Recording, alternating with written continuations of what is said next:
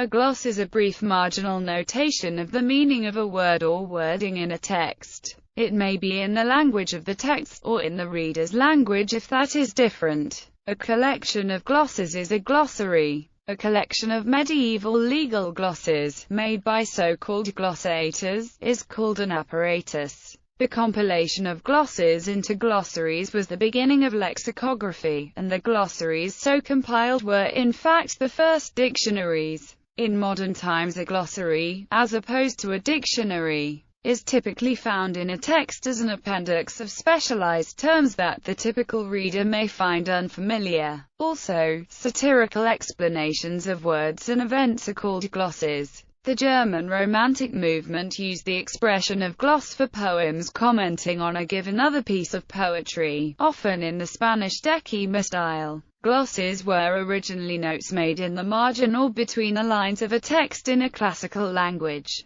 in which the meaning of a word or passage is explained. As such, glosses vary in thoroughness and complexity, from simple marginal notations of words one reader found difficult or obscure, to interlinear translations of a text with cross-references to similar passages. Etymology. The word gloss was first used in the 1570s to refer to the insertion of a word as an explanation. It began to be used to mean to explain away in the 1630s, and originated from the concept of a note being inserted in the margin of a text to explain a difficult word. In theology, glosses and other marginal notes were a primary format used in medieval biblical theology, and were studied and memorized for their own merit. Many biblical passages came to be associated with a particular gloss, whose truth was taken to be scriptural. Indeed, in one case, it is generally reckoned that an early gloss explicating the doctrine of the Trinity made its way into the scriptural text itself. In the passage known as the Three Heavenly Witnesses, or the Comma Johanneum, which is present in the Vulgate Latin and the third and later editions of the Greek Textus Receptus collated by Erasmus,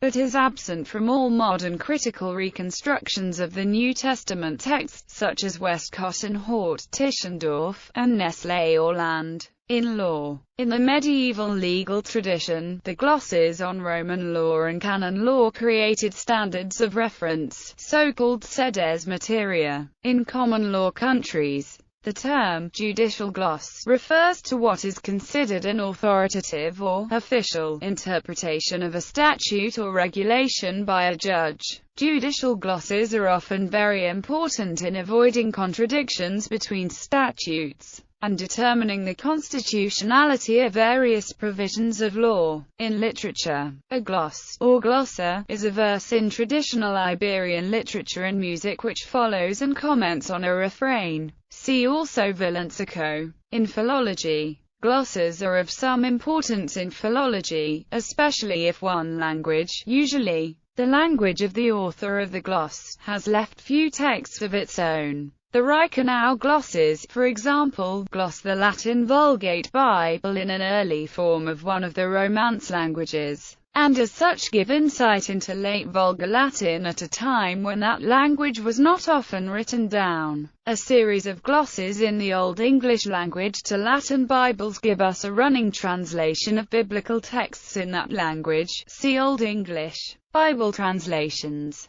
Glosses of Christian religious texts are also important for our knowledge of Old Irish. Glosses frequently shed valuable light on the vocabulary of otherwise little attested languages. They are less reliable for syntax, because many times the glosses follow the word order of the original text, and translate its idioms literally. In linguistics, a simple gloss in running text may be marked by single quotation marks and follow the transcription of a foreign word. For example, a Cossack longboat is called a chaika, seagull. The moose gains its name from the Algonquin muse or moose. A longer or more complex transcription may rely upon an interlinear gloss.